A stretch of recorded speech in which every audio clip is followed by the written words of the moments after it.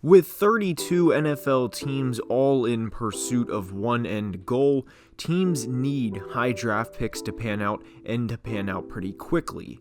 Unfortunately, that isn't always the case, and some teams draft disappointing players in the first round. It's a part of the game and the league where not everyone is going to become the best or even near the best at what they do. In today's video, we're going to be discussing a few NFL teams already regretting their 2022 first round pick for a variety of reasons. It could be the player not panning out through the first half of the season, or that the team should have went a different route entirely. And if your team's first round pick is in here, I want to preface this with sometimes it takes a year or two or even three for players to pan out and to fully maximize their ability at the NFL level. The biggest thing I want you to know is this does not mean they are a draft bust. In some of these cases, it's not the player's fault, and it's on the organization more than it is the actual player. And there is a lot to dive into in today's video, and without further ado, let's begin.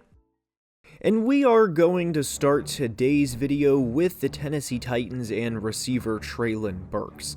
This isn't a Treylon Burks is a bust or he's disappointing because he's had an injury or any of this. In fact, it doesn't have much to do with Treylon Burks at all. This has everything to do with Eagles star receiver A.J. Brown and how the Titans acquired this pick. For as much success as the Titans have had this year, as they are quietly a 5-2 team after starting the year off with a loss to the Giants and an absolute ass-kicking in Buffalo when they lost 41-7, they've won 5 straight games. They play in Kansas City this Sunday night, and if I had to guess, playing in Kansas City with the Chiefs coming off of a bye, this will probably result in Tennessee's first loss since week 2. But these are the types of games when you need a player like A.J. Brown. If there's been one thing that people have been critical of with the Titans over the past few years, it's they don't have enough firepower on offense. And AJ has been killing it in Philadelphia this year, and that's kind of an understatement.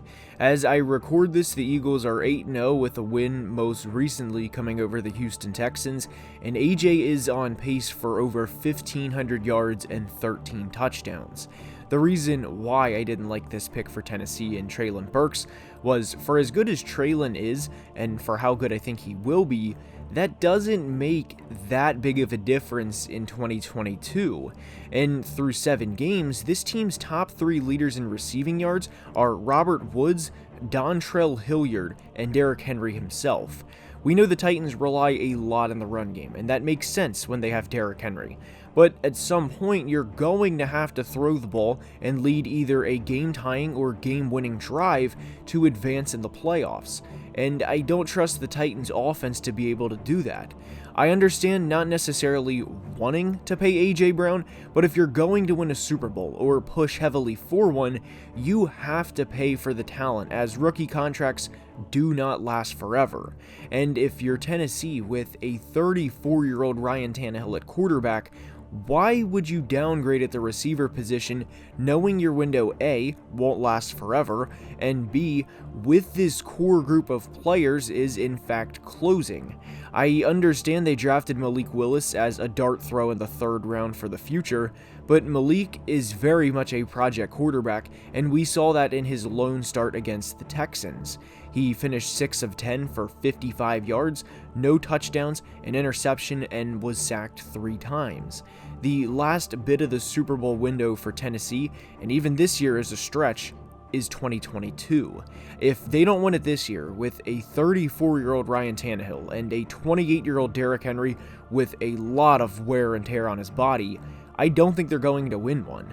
And when you watch the Chiefs and Bills duel it out last year in the playoffs, while the Titans, on the other hand, lost in a game they recorded 9 sacks and only gave up 19 total points to the Bengals, I don't know why you would say to yourself, let's get younger and cheaper so we don't have to pay A.J. Brown. When you are pushing for a championship, you have to pay talent. The Eagles did it, and it's paying off for them, so far at least, in a big way. And because of this, I do think the Titans are regretting their decision on their first round pick. Next up is the Green Bay Packers with not just one selection, but 2. They had 2 first-round picks in Quay Walker and Devontae Wyatt, and through 8 weeks, they are already 3.5 games back in the division with a 3-5 record and lost by double digits to the team leading the NFC North, that of course being the Minnesota Vikings. Quay hasn't had the best rookie year by any metric, and this isn't a shot at him or Devontae Wyatt either. It doesn't help Quay's case at the time of this video release. He was ejected in his most recent game against the Buffalo Bills, but this was a selection, and really 2 selections, that should not have been made. Credit to Quay, as I do want to note this. He did take specific time earlier this week to meet with the media to apologize for the ejection to Packers fans everywhere. But these guys aren't on here because of being ejected in a Week 8 game. They lost by double digits in Buffalo. They're on here because the Packers traded Davante Adams this offseason and did not do much to replace him. They traded up early in the 2nd round to acquire Christian Watson and drafted Romeo Doubs in the 4th round as well. But with Aaron Rodgers being 38 years old, going on 39, are 2 defensive players going to help the team out and push Rodgers to win a 2nd Super Bowl, especially when their most recent season ended in a playoff game they lost at home in which they put up just 10 points, especially when Devontae Wyatt hasn't played more than 12 snaps in a game all season? The answer is no, and the Packers in a lot of ways failed Aaron Rodgers this offseason. They had a lot of ammo in the draft, as they had 2 first-round picks and 2 second-round picks, and for Green Bay especially, 2023 and 2024 do not matter at the moment. I will never understand why they didn't try and trade up to get a Chris Olave or a Garrett Wilson early in the draft, and instead settled for Christian Watson and Romeo Doubs. There's a recurring joke that Aaron Rodgers' touchdown passes don't go to players selected in the 1st round, and Green Bay had all the ammo to change this, but willingly chose not to, and they are currently paying the consequences of this. They've lost 4 straight games, and to be fair, with or without upgrading at the receiver position, I do think they were going to lose to Buffalo in Week 8 regardless, but they dropped 3 straight to the Giants, Jets, and Commanders, none of which they thought they were going to lose at the beginning of this season. But in games they lost to the Giants and Commanders specifically, close losses, having another receiver like a Chris Olave, in which they very much could have traded up for, would have made a massive difference.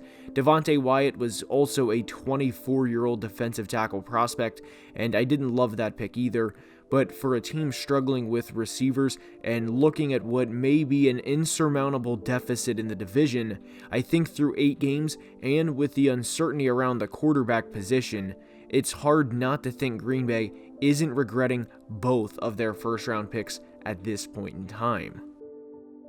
Next up is the Denver Broncos, and this one is pretty self-explanatory. This offseason, the Broncos made one of the biggest trades in recent memory in terms of what they gave up for a single player. They gave up 2 1s, 2 2s, a 5th-round pick, Drew Lock, Shelby Harris, and Noah Fant. And in return, they, of course, received Russ and a 4th-round pick.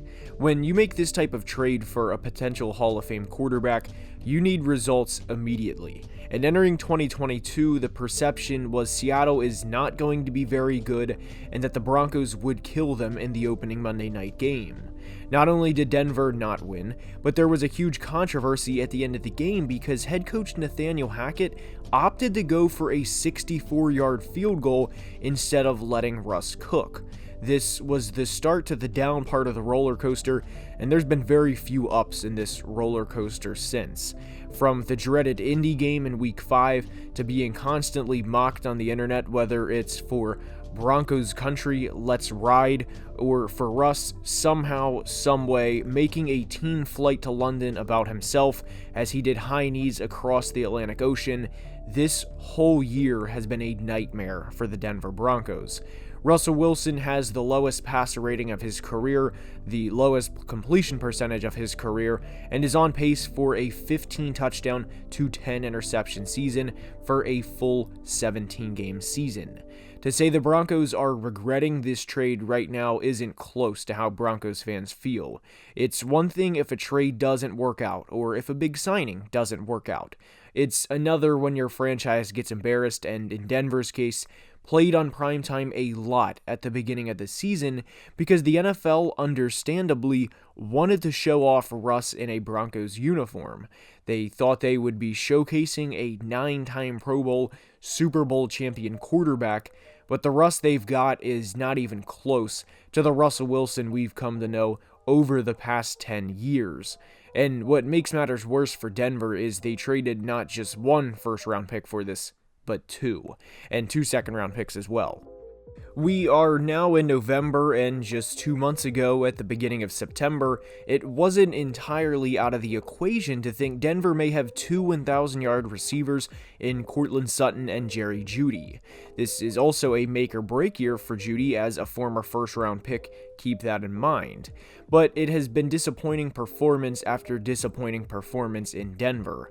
They have 3 wins on the year, and they are over the Texans back in Week 2, the 49ers in Week 3, and what was Jimmy's first start on the year, and last week against Jacksonville.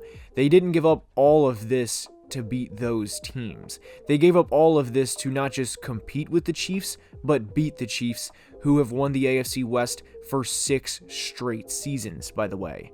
They haven't played them yet, but given the Broncos have a 3-5 record and are averaging just 15.1 points per game, the first-round pick for Denver this year has provided very little return on investment. And at this point in time, they most definitely are regretting their first-round pick.